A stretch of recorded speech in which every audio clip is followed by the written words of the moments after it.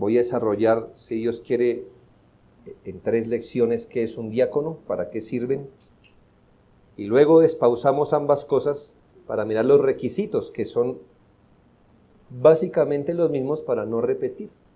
¿Me hago entender? Entonces los requisitos, vamos a ver requisitos de los pastores y diáconos simultáneamente. Entonces, pausando el tema de los pastores, vamos a involucrarnos por un momento en el tema de los diáconos. Y hoy le he puesto a esta exposición diáconos, ministros de misericordia. Así que como rápidamente develé ya toda la información, hermanos. Prácticamente ya usted sabe para qué es un diácono. Así que usted dirá, ¿y qué le va a sacar a 3 clases?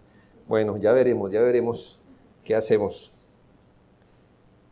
El diaconado hace parte de los 2 tipos de oficiales que existen en la organización bíblica de una iglesia local.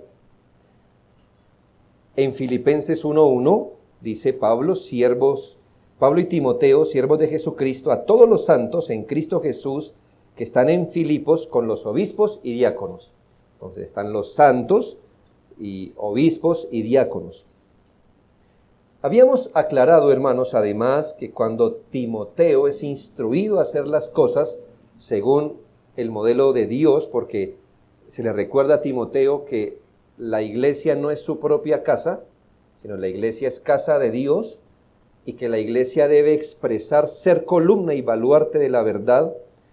Cuando se le ordena reconocer los oficiales de una iglesia, usted se da cuenta que no hay una lista para reconocer obispos, diáconos, maestros, líder de alabanza, profeta, apóstol, no. Simplemente se le dice que como pastor debe ejercitarse y ejercitar la iglesia para reconocer solo 2 oficiales, obispos y diáconos. A pesar que en una iglesia puede haber cantidad de dones, solo reconocemos 2 oficios en la iglesia. No solo tenemos su designación, sino como en el oficio pastoral, no podemos volcar las funciones de un diácono como deseemos. Le pongo el ejemplo más clásico que hoy hay. ¿Sabe usted que el diaconado existe en la iglesia de Roma? Pero, ¿qué es un diácono para la iglesia de Roma? Un diácono para la iglesia de Roma es el aspirante al sacerdocio, más o menos. Entonces, mire, respetan la palabra. Nosotros tenemos diáconos, pero no basta con respetar la palabra, sino volcar dentro de la palabra lo que la palabra de Dios dice que es un diácono. Y esto ha pasado también en las iglesias cristianas, por supuesto. Aquí tenemos diáconos. Los diáconos a veces son los verdaderos pastores. Los diáconos son los maestros. O en otras iglesias el diácono es el aseador y hasta el conserje. ¿Sí? Entonces respetamos el nombre, pero le metemos el significado nuestro. Y eso no es así. Sin embargo, vamos a mirar qué es un diácono basado en el Nuevo Testamento, basándonos en la comparativamente poca información que tenemos de este oficio, si lo comparamos con el del pastor. Del pastorado, mire, nos hemos demorado mucho tiempo, pero cuando vamos a buscar la información de qué es un diácono y qué hace, tenemos información muy limitada, entonces nos toca aprovechar la poca que tenemos. Lo primero que vamos a mirar hoy es la palabra diácono y sus derivados. La palabra diácono y sus derivados. Hermanos, la palabra diácono, así diácono, es una palabra griega, es decir, que aparece en el Nuevo Testamento, y es una palabra común, es muy común en el Nuevo Testamento. Esta palabra y sus derivados aparecen más de 100 veces en el Nuevo Testamento. Claro, estos datos no son para que usted llene su cultura general, sino quiero que usted mire cómo se usa. Más o menos 37 veces se usa como el verbo servir, cuidar o atender. Así, cuando usted va en su Biblia y mira algunos textos que en el español dice servir, cuidar o atender, puede saber que en su original probablemente aparece la palabra diaconía, más o menos. Cuando se usa como nombre o sustantivo, aparece más o menos 30 veces como servicio o ministerio. El ministerio, el servicio, o en su original es la palabra diaconía. Y a veces se usa para designar a personas particulares, unas 30 veces. Cuando se dice, por ejemplo, tal persona es mi servidor, o él es el servidor, la persona que se le atribuye, el que es ministro o servidor, originalmente es la palabra diácono. Ahora, para motivos, lo que le quiero decir es que es una palabra muy, muy común, que sencillamente significa servir, ayudar, prestar un servicio, y en la mayoría de casos así fue traducida en nuestras Biblias. Ayudar, servir, ministrar, y a veces diácono es traducido como ministro o servidor.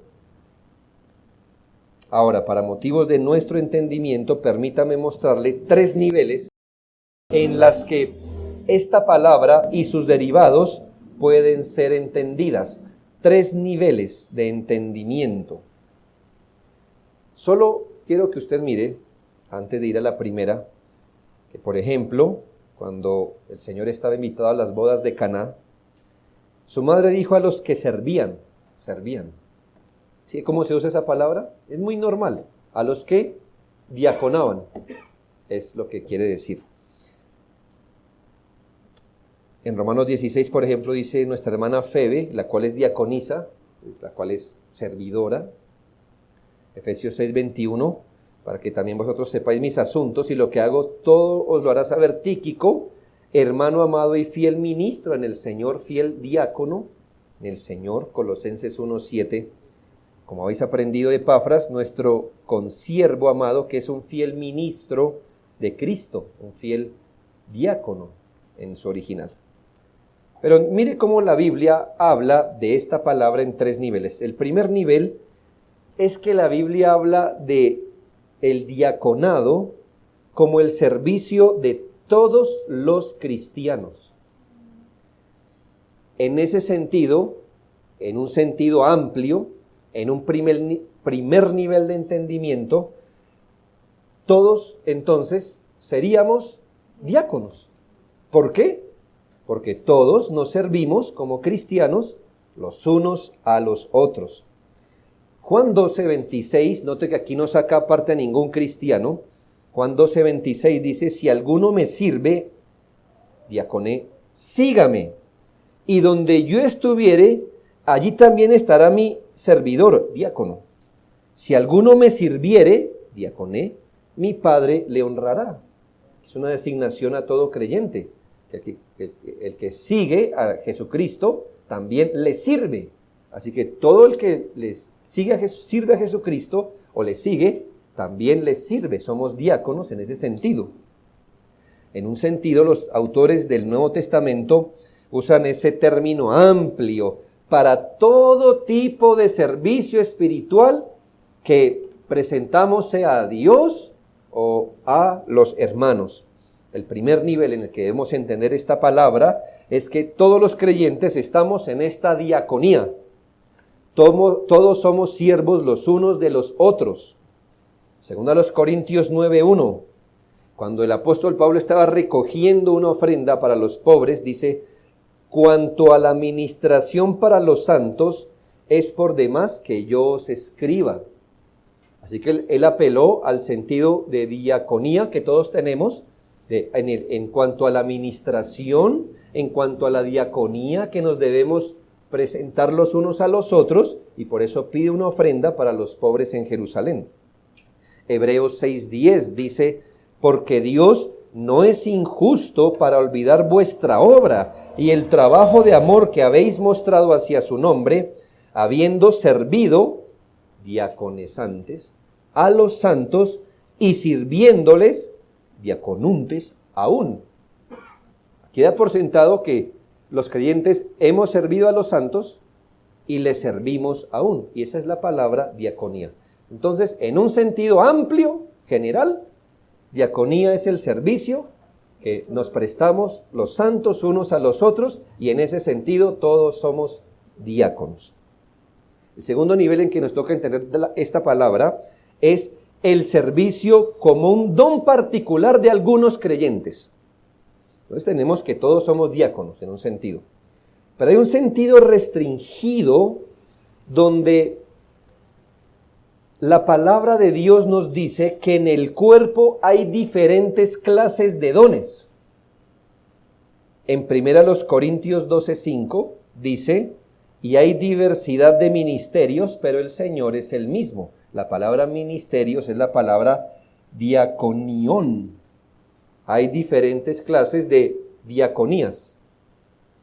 Es decir, que ya en un sentido restringido, un poco más restringido, aunque todos somos de cierta forma diáconos, hay un sentido en el que solo los que tienen don de servicio son diáconos. Estos ministerios, servicios o cooperaciones particulares, como se enseña por la Escritura, pueden ser puestos en dos grandes categorías. Todos los dones, generalmente, hermanos, todos los dones que usted y yo podamos tener caen en algunas de estas dos categorías: dones de palabra y dones de obras. Palabras y obras. Yo creo que usted lo alcanza a entender, ¿verdad? El que es maestro corresponde a qué don, a qué categoría, a don de la palabra, ¿verdad? El que muestra la misericordia, ¿a dónde caerá? Al de las obras. Pues cualquier cosa está allí abajo. Dice en Romanos 15:18, Pablo lo dice: porque no osaría hablar sino de lo que Cristo ha hecho por mí, por medio de mí, para la obediencia de los gentiles, con la palabra y con las obras. Son muy pocas personas las que pueden decir esto, que son tan útiles en el Señor, en palabras y en obras. Bueno, Pablo lo era en un sentido, pero sabemos que Pablo fue usado sobre todo en el ministerio de la palabra. Colosenses 3:17, y todo lo que hacéis, sea de palabra o de hecho, hacedlo en el nombre del Señor Jesús, dando gracias a Dios Padre por medio de Él. Y el texto clásico, 1 de Pedro 4:11, si alguno habla, hable conforme a las palabras de Dios. Si alguno ministra, ministre o sirva conforme al poder que Dios da, para que en todo sea glorificado Dios por Jesucristo. El desarrollo de un don, cuando usted toma su don, ya sea de palabra o de obra, cuando usted sirve ese don, eso es una diaconía.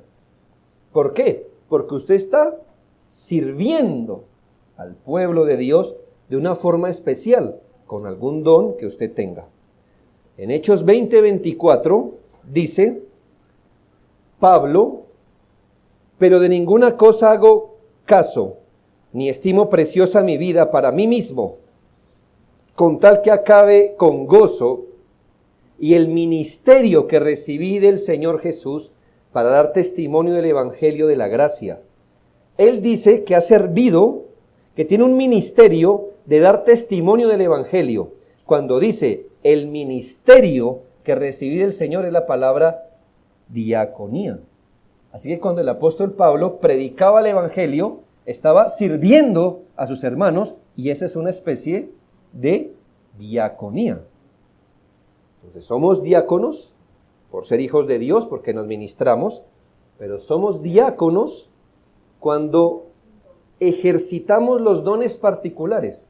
Usted no necesariamente tiene que tener mi don, pero cuando usted ejecuta su don, entonces podemos estar hablando de una diaconía a través de los dones.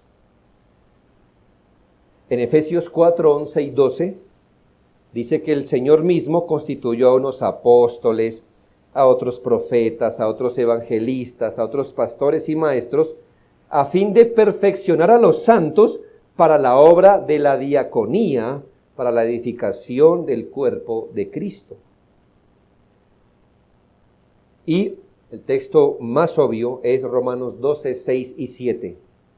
De manera que teniendo diferentes dones, según la gracia que nos es dada, si el de profecía, úsese conforme a la medida de la fe, o si el de servicio, es decir, diaconía, en servir, diaconía, o el que enseña en la enseñanza.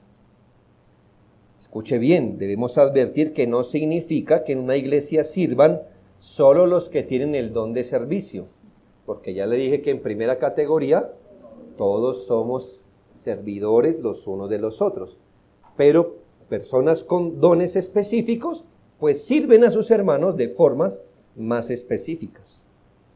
Y el tercer nivel que encontramos es el diaconado como uno de los dos oficios de una iglesia del Nuevo Testamento. Es el tercer nivel, un círculo más pequeño, ¿no? Diaconía grande de todos, diaconía a través de los dones, pero este diaconado como uno de los dos oficiales de una iglesia del Nuevo Testamento. Uno de los dos oficiales. Y aquí podemos decir que este diácono aquí es con D mayúscula, ¿sí? Todos somos diáconos, es solo para darme a entender, ¿no? No es que usted lo encuentre así en la Biblia, pero todos somos diáconos con D minúscula, todos. Pero oficialmente, cuando dice los obispos y diáconos, ese oficio neotestamentario de algunos varones que tienen que ser reconocidos por la iglesia, al igual que los ancianos, ¿me hago entender? Al igual, tienen que ser ordenados por la iglesia para ser ministros de misericordia, estos solamente unos pocos hombres. Aquí la palabra servicio toma una forma técnica, no la común, sino formal, de varones reconocidos por la iglesia según el parámetro bíblico para ser ministro de misericordia. Como es una palabra tan común, diácono y diaconía en el Nuevo Testamento, los que tradujeron el Nuevo Testamento les pareció que cuando hablamos del diácono como oficial, no lo tradujeron. Y por eso hoy no le llamamos pastor y servidores, sino pastor y diácono, usando la misma palabra del original. ¿Qué querían hacer los traductores? Que no pareciera que este es un servidor como todos lo somos, sino que este servidor es formal, y por eso la palabra se dejó intacta, diácono, diácono. Estos servidores no solo prestan el servicio común unos a otros, sino que de manera oficial, designados por la iglesia, son los ministros de misericordia. Como le he dicho, ellos no están puestos para que hagan por la iglesia lo que la iglesia no quiere hacer. No están puestos para que hagan lo que el pastor no quiere hacer, tener misericordia del necesitado. Están puestos para representar el interés que tiene la iglesia de ayudar al necesitado, de mostrar misericordia a quien lo necesita. Pero están llamados para representar de manera oficial una de las encomiendas que el Señor Jesucristo nos dio como iglesia para la edificación del cuerpo de Cristo. Tener diáconos en una iglesia no es el reemplazo del servicio de los demás, es la representación y la labor de orden y coordinación para que todos en la iglesia podamos cumplir de mejor manera el cuidado por los necesitados. ¿Ya? Usted no reconoce un diácono para decir, por fin alguien va a hacer misericordia. Y como soy bien tacaño, bien amarrado, yo soy bien mezquino, y como yo no me quiero andar preguntándole a mis hermanos cómo están, y cómo está su salud, y cómo están sus... Y como yo no quiero hacer eso, pongamos a un diácono para que lo haga. Uy, no, mi hermano, que Dios nos reprenda si ese es nuestro pensamiento. ¿Cómo Dios nos va a conceder un don para aumentar nuestra mezquindad? No. Pero el diácono lo que va a hacer es representar de forma ordenada y oficial el sentir de la iglesia. Es decir, para que haya un orden y todos podamos hacer esa labor no de peor manera, sino de mejor manera, más coordinada para que haya edificación. Eso en cuanto a la palabra. Segundo, ¿cuál es el origen del oficio diaconal? Aquí en esto hay una gran discusión actual entre teólogos que dicen que no tenemos en la Biblia ninguna manera de saber cómo surgen los diáconos ni a qué se dedican. Y uno diría, bueno, y Hechos 6, bueno, este tipo de teólogos más bien modernos dicen que nosotros no deberíamos ir a Hechos 6 para mirar el inicio del diaconado, porque allí no hubo tal diaconado. Nunca se les llama diáconos a estas personas.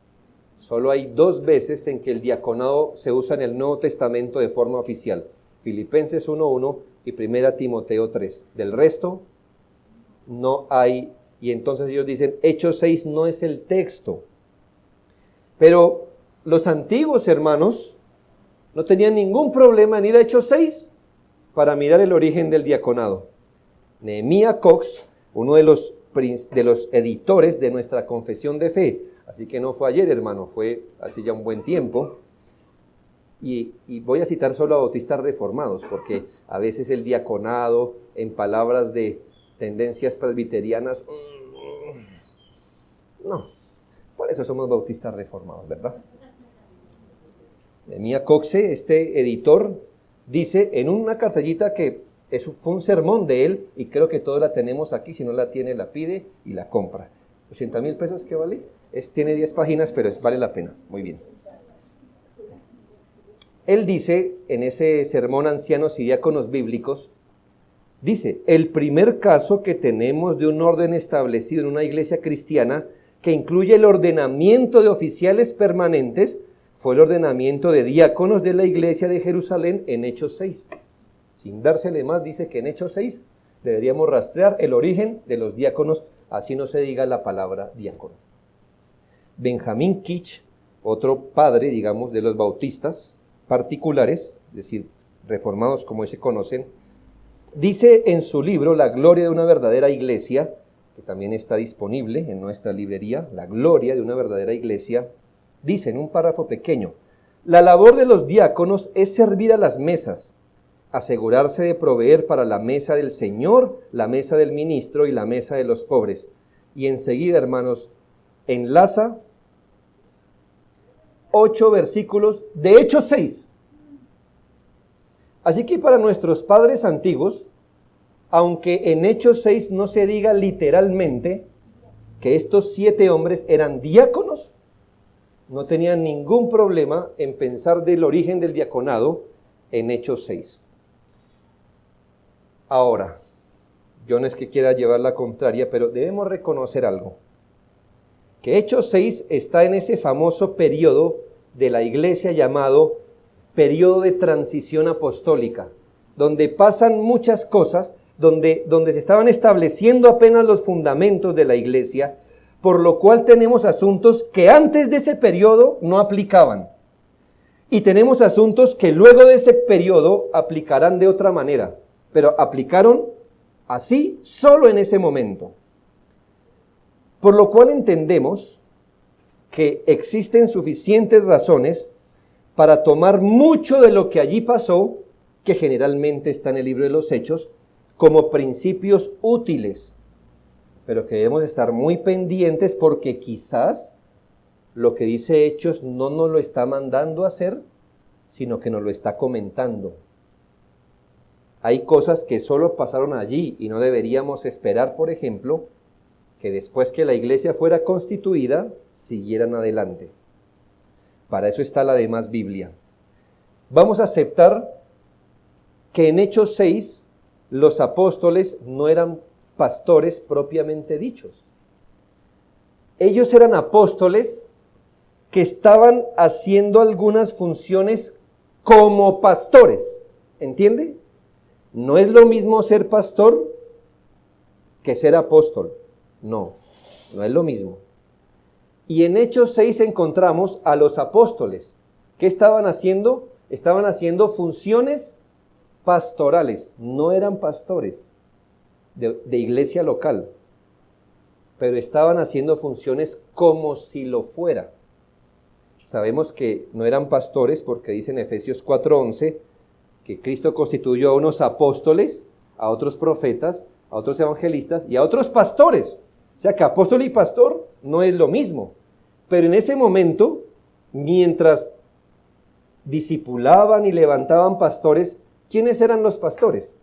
Pues los apóstoles. Así que, siendo apóstoles, cumplían funciones pastorales. Ahora, note que aunque no eran técnicamente, usamos este texto para reconocer a qué se dedica un pastor. No es justo que abandonemos la oración y el ministerio de la palabra. ¿Sí nota?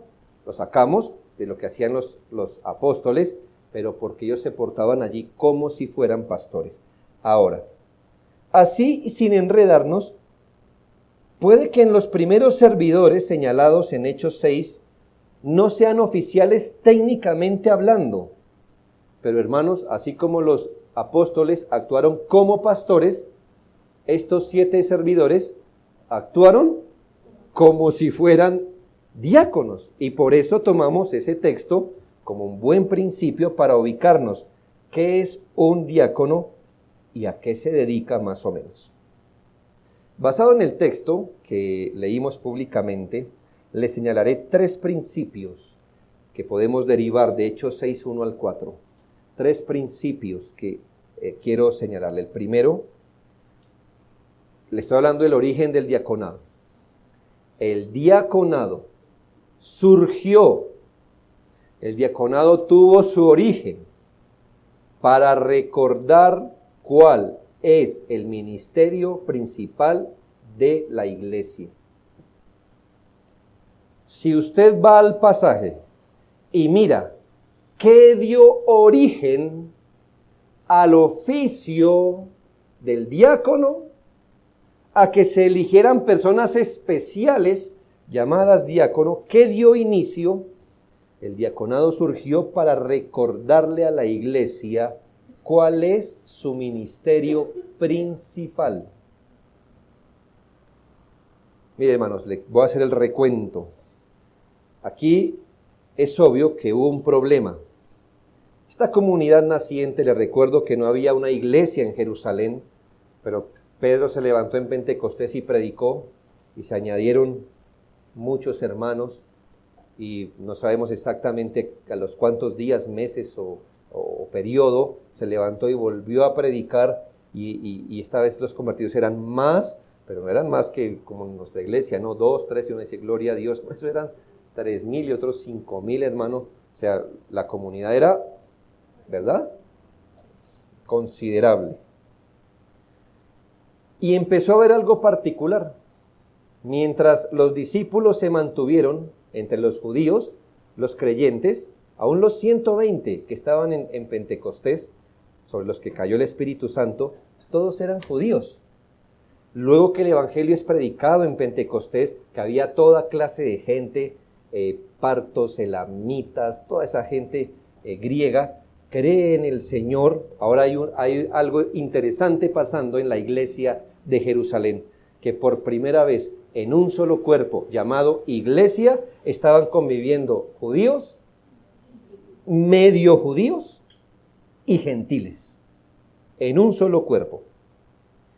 Además, que la iglesia empezó a atraer a gente de todos los estratos y ocupaciones, pobres, ricos. Leímos que aún de los sacerdotes empezaron a creer en el Señor. Y entonces, si vamos a Hechos 4, 32 y al 35, vemos en qué tenemos ocupados a los apóstoles, que eran 12, ¿verdad? Eran 12 porque ya se buscó el reemplazo de Judas. Hechos 4, 32 al 35 dice: Y la multitud de los que habían creído era de un corazón y un alma, y ninguno decía ser suyo propio nada de lo que poseía, sino que tenían todas las cosas en común, y con gran poder los apóstoles daban testimonio de la resurrección del Señor Jesús. ¿Qué hacían los apóstoles? Predicaban. Bueno, pero sigamos leyendo. Y abundante gracia era sobre todos ellos. Así que no había entre ellos ningún necesitado, porque todos los que poseían heredades o casas las vendían y traían el precio de lo vendido y lo ponían a los pies de los apóstoles y se repartía cada uno según su necesidad. ¿Qué más estaban haciendo los apóstoles? Sí, hermanos, no una congregación pequeña, una gran congregación. Estaban ocupados predicándoles, enseñándolos, discipulándolos, evangelizándolos. Y también estaban encargados de que cuando gente rica se acercaba y miraba la necesidad, porque les recuerdo que en esa época no había ningún sistema de asistencia social y las condiciones eran muy duras. Así que gente se vio motivada a vender sus propiedades, o algunas de ellas, ¿y a dónde traían ese dinero? Dice que a los pies de los apóstoles, una forma de decir que lo ponían bajo la autoridad o la administración de los apóstoles. Ellos se encargaban también de censar al necesitado, mirar qué necesitaba y cómo se le repartía justamente así, todos los días. Bajo esa misma costumbre, Hechos 5, 1 y 2 dice: pero cierto hombre llamado Ananías, otro de los ricos que llegaba a esa época, con Zafira su mujer, vendió una heredad y sustrajo del precio, sabiéndolo también su mujer, y trayendo solo una parte, la puso a los pies de los apóstoles. Solo le quería refrendar que hasta el momento los apóstoles eran los encargados de ese ministerio también. Y es cuando llegamos al capítulo 6, donde nos dice que en medio de ese gran trabajo de una iglesia que aumentaba su número más y más, imagínense cómo debió aumentarse el trabajo de los apóstoles. Aquellas personas que eran las beneficiarias de las distribuciones, que algunos piensan que era la repartición de comida. Algunos estudiosos de la Biblia dicen que lo más probable es que ellos hayan seguido la costumbre judía de alimentar 2 veces por día a los necesitados. Nosotros casi nos vemos un 8, ¿no? Por dar un almuerzo el lunes, ¿no? El martes. Imagínese usted censar, vamos a suponer que nadie más se ha añadido sino los 8,000 iniciales. Los 8,000 iniciales. Y que entre ellos hay gente ofrendando, y que entre ellos hay necesidad, ¿verdad? Y entonces empiezan a haber peleas entre ellos porque parece que no estaban contentos algunos con la porción que les tocaba. Tocaba darles, si eso es verdad, no lo digo dogmáticamente, pero si es verdad que la función era al menos darle 2 veces comida a los necesitados, eso era una gran logística, aunque fuera una sola vez al día. Entonces, la enorme luz que la Biblia nos arroja es que cuando se presentó el problema, los apóstoles lideran la búsqueda de la solución. Y en esto, hermanos, muy importante, ¿cómo es este encabezado que estamos viendo? ¿Por qué surgió el diaconado? ¿Para qué? Para que la iglesia, ¿qué? Mire sus notas. No.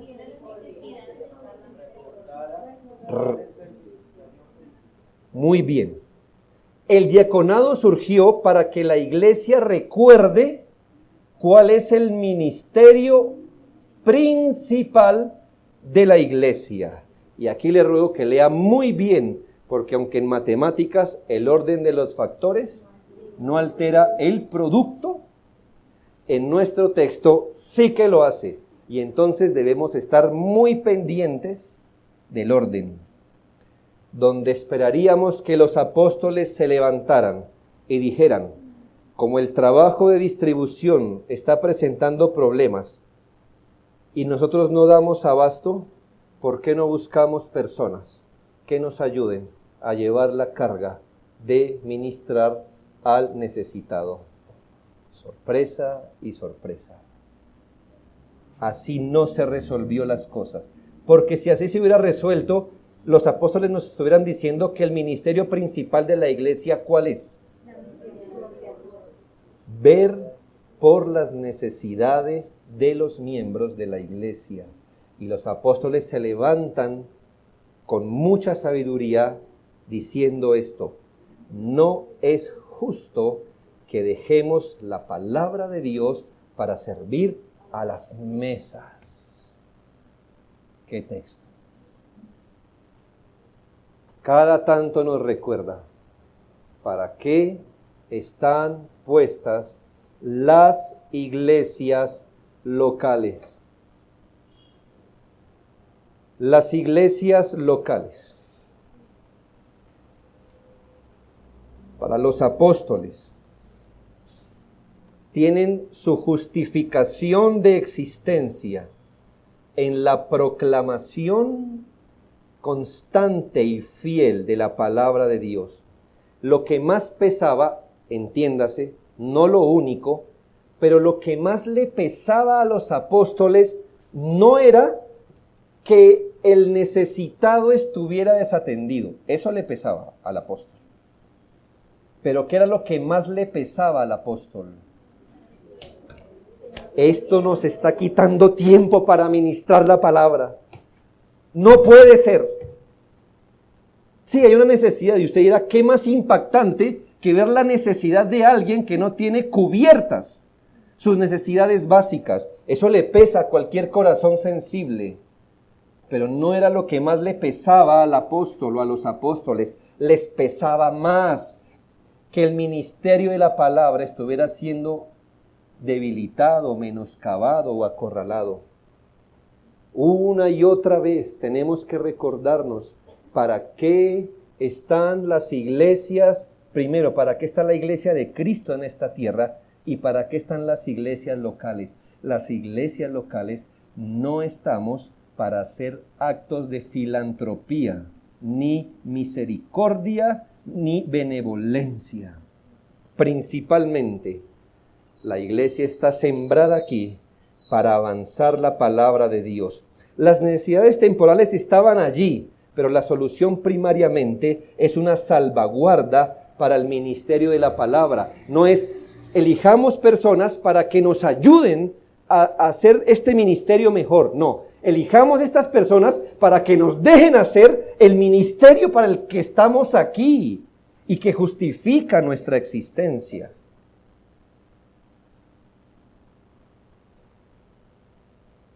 Este texto nos recuerda que la solución primariamente que se dio es una salvaguarda para el ministerio de la palabra, para que la iglesia allí y todas las demás de ahí en adelante recordemos que existe un ministerio que debe ser defendido, ayudado, potenciado y guardado para que sea tan eficaz como pueda serlo. ¿Cuál? El ministerio de la palabra y la oración. El diaconado surge para eso. Este texto nos muestra que la naturaleza de la iglesia no es filantrópica, no es la de ver por las necesidades físicas de la gente. Este texto nos muestra que el llamado de la iglesia tiene que ver con la ministración de la palabra de Dios, con el evangelio de la salvación, que una iglesia tiene que saber manejar los asuntos anexos al ministerio, que no podemos perder de vista los asuntos periféricos, como la necesidad del pobre, pero que por ningún motivo, de ninguna manera, jamás deberíamos dejar duda de qué es lo más importante en una iglesia local, de cuál es la prioridad de prioridades, de para qué la iglesia de Cristo aquí está en el mundo, de para qué existen las iglesias locales, cuál es el ministerio central al que no se le debe permitir distracción ni competencia. Oh, hermano, cada crisis social, gente dice, pero es que la iglesia debería hacer esto. ¿No es Dios misericordioso? Sí. ¿No deberíamos mostrar misericordia con el pobre? ¿No deberíamos la justicia, etcétera? Gente siempre le dice a la iglesia qué es lo que tiene que hacer. Cristo ya dijo que es una iglesia y qué debería hacer la iglesia. La gente cuestiona, ¿y por qué la iglesia no hace tal cosa? En vez de estar luchando entre ustedes, ¿por qué no van a África? Y allá hay mucha gente. ¿No es mejor mostrar amor? ¿No es mejor mostrar misericordia? Sí, usted puede tener allá la iglesia enseñándole, pero ¿cuántos necesitados pasan por el lado de la iglesia? Eso suena romantiquísimo.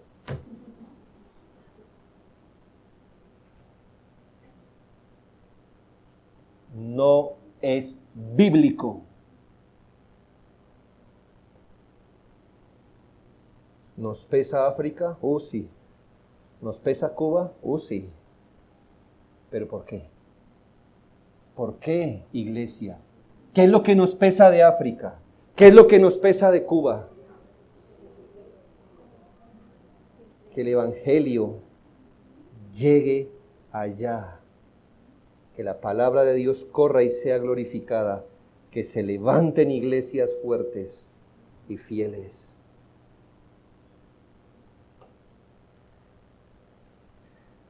Las crisis sociales empujan a los cristianos a malentender para qué fue que Dios dejó la iglesia en el mundo. Y se piensa que estamos aquí para ponernos al nivel de cualquier organización social, o de un partido político, o de las ayudas morales cualquiera que sean, para apoyar cualquier cosa.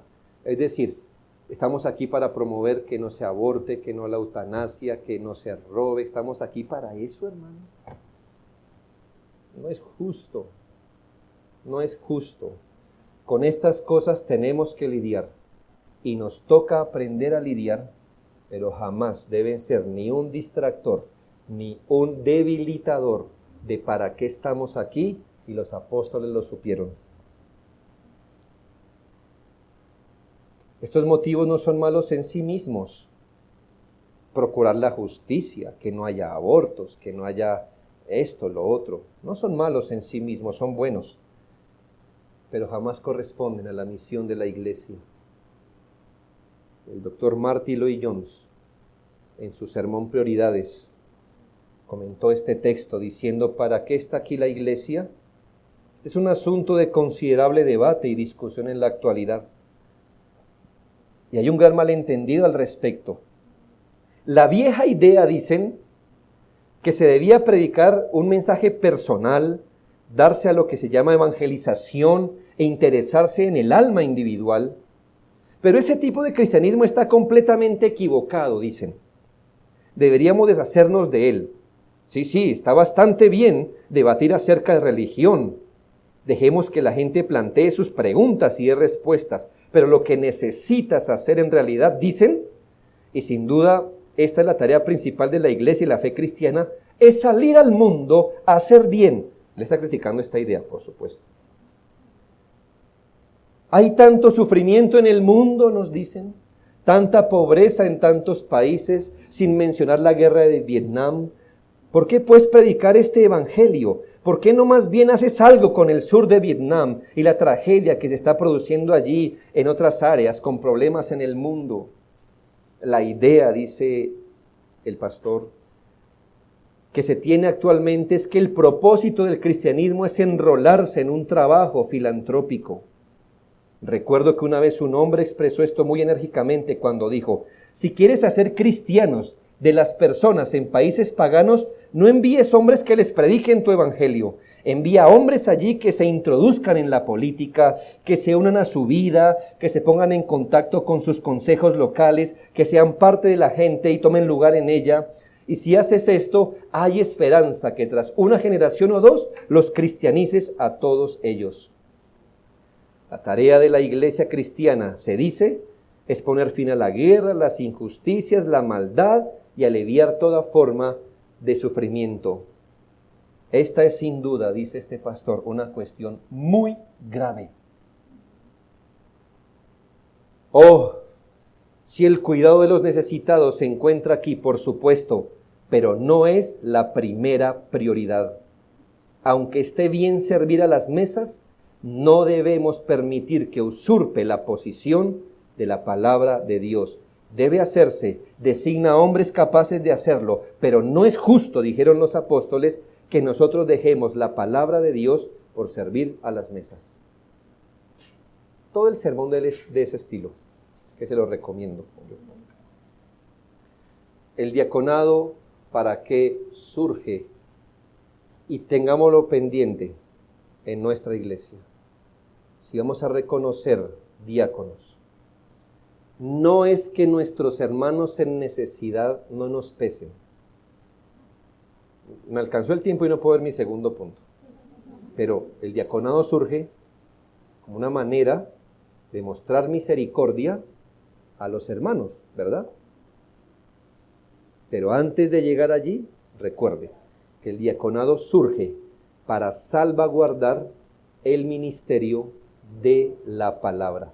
Qué ilógico que en las iglesias haya diáconos y no pastores.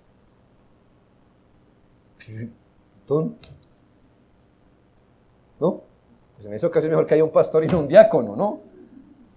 Pues no está bien, pero si va a elegir, pues primero el 1 y luego el 2. El diaconado surge para que los pastores sirvan al Señor.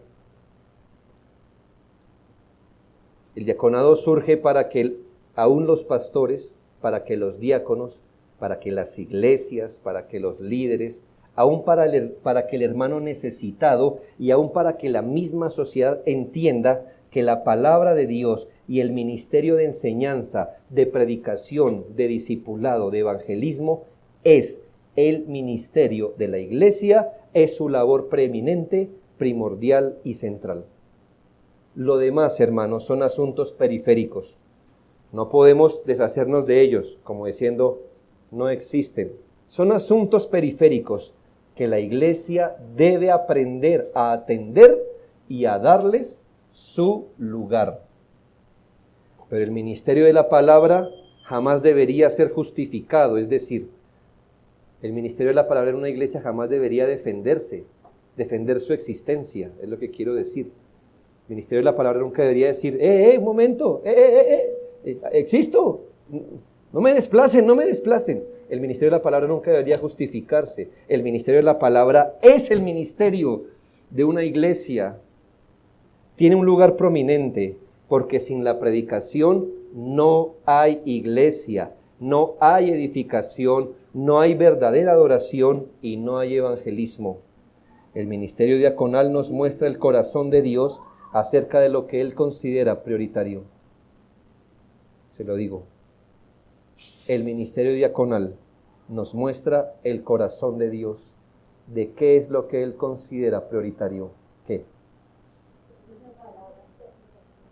Su palabra, habitando en nuestras almas. Qué bueno es el Señor, porque la iglesia no pierde al atender esto, hermanos.